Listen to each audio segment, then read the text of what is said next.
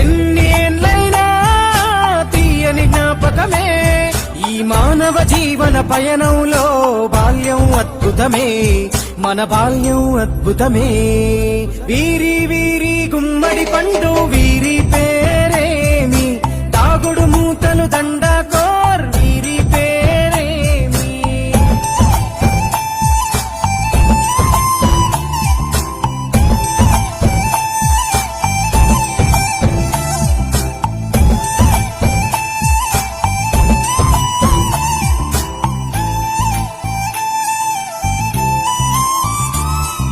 పంటలు పంచి దొంగను ఎంచి రేసాటాడితి మందరమే రేగడి